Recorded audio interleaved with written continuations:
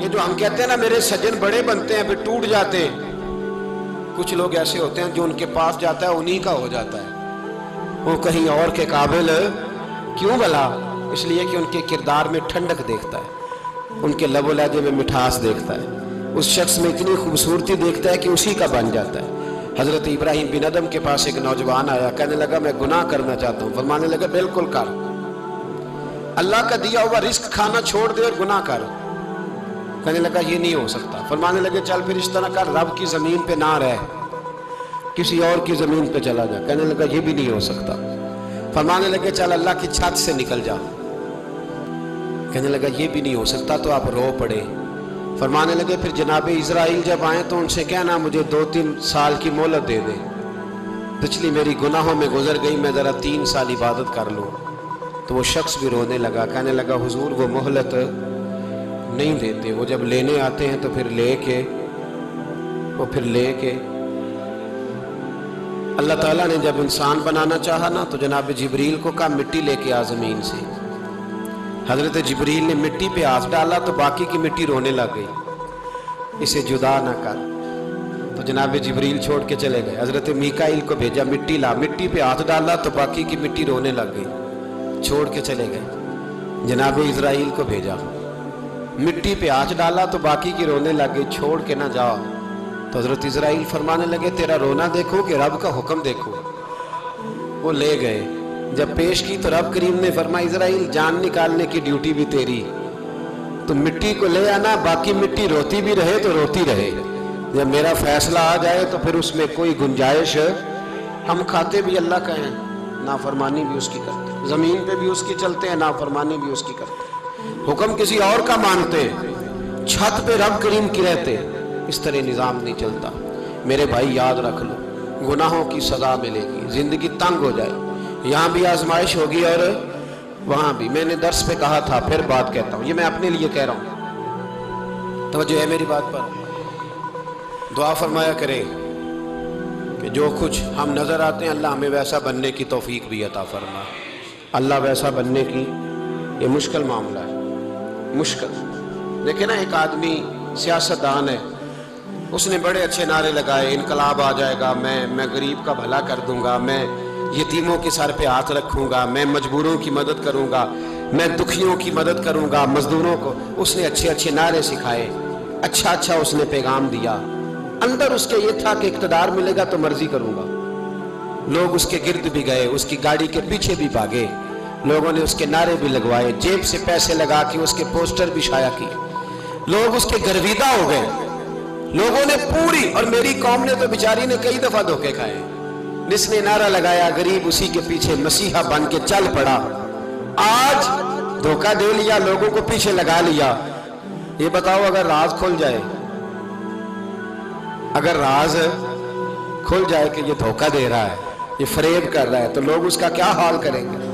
یہ راز قیامت میں کھل جائے گا، قیامت میں یہ راز یہ کھل جائے گا، کھل جائے گا، یہ دھوکے باز تھا۔ اذا زلزلت الارض زلزالہا، جب زلزلہ آئے گا جیسے اس کا آنا ٹھہرا، واخرجت الارض اثقالہا، زمین اپنے بوجھ باہر نکال دے گی۔ اس سے مراد کیا ہے کہ زمین پہ جو جرم ہوئے زمین بتا دے گی، باہر نکل آئے۔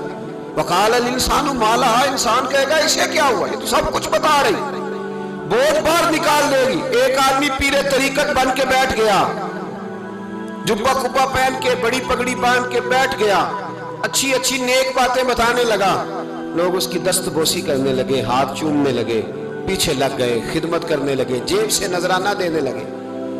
اس کے نام پر لوگ اپنی جیب سے لنگر پکانے لگے، خانقاہ کی خدمت ہونے لگی، مہمان اس کے آتے، نوکری کوئی اور کرتا۔ میں نے کہا تھا شاید اپنے لیے کہہ رہا ہوں، ڈیوٹیاں لوگ کرنے لگے، حالات بدلنے لگے، لیکن اس کے اندر تو چور تھا، وہ تو دکاندار تھا، تو یہاں جو اس کے پیچھے لگے تھے وہ تو سچے تھے، انہیں تو اجر ملے گا، لیکن اس کا جب راز کھلے گا تو بڑی رسوائی ہوگی، اس کا جب راز کھلے گا تو بڑی۔ ایک میری طرح کا دیندار تھا، جو چہرے کا تو نیک تھا، اندر پتہ نہیں کیا کچھ تھا۔ ایک طوائف گزر رہی تھی، اس نے اس کو تبلیغ کر دی، کہنے لگا بس کر دے، سیانی بن جا، تو کسی دانشور میں لکھا ہے اس نے بڑا سخت جواب دیا اس عورت نے، کہنے لگی بابا میں تو جو ہوں وہ نظر بھی آ رہی ہوں، تو بتا جو تو نظر آتا ہے وہ تو ہے کہ نہیں؟ اس بندے نے چیخ ماری اور بے ہوش ہو کے گر پڑا۔ تو لوگوں نے کہا بابا آج کسی صوفی کا کلام سنا ہے جو بے ہوش ہو گیا؟ تو اس نے کہا نہیں، آج طوائف کی بات سنی ہے، طوائف کی۔ اور وہ عجیب بات کر گئی ہے، وہ کہہ گئی ہے میں تو جو ہوں میں نظر آ رہی ہوں، تو بھی تو بتانا، تو بتانا کہ تو دستار امامت پہنتا ہے۔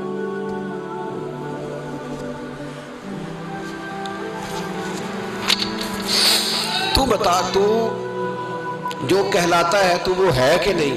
یہ وقال الانسان ما لہا، یہ راز قیامت میں کھلے گا۔ ہم جو کچھ بتا رہے ہیں نا اپنی زبانوں سے، ہمیں اپنے گناہوں کا احساس ہونا چاہیے۔ ایسا نہ ہو کہ جب سزا ملے تو پھر اس طرح کی ملے کہ دوبارہ کسی کو کوئی منہ دکھانے کے قابل نہ رہے۔ میرے بھائی یاد رکھیں اور سمجھیں، گناہ انسان کی زندگی کو تنگ کرتے ہیں۔ میرے نبی پاک علیہ السلام نے فرمایا جب تو جھوٹ بولتا ہے تو تیرے فرشتے کرامن کاتبین سائیڈ پہ ہو کے کھڑے ہو جاتے ہیں، جب تو زنا کرتا ہے تو تیرے اندر سے ایمان نکل جاتا ہے۔ اور نبی پاک علیہ السلام نے فرمایا جب میری قوم میں ناانصافی عام ہو جائے گی تو قتل بھی عام ہو جائے گا۔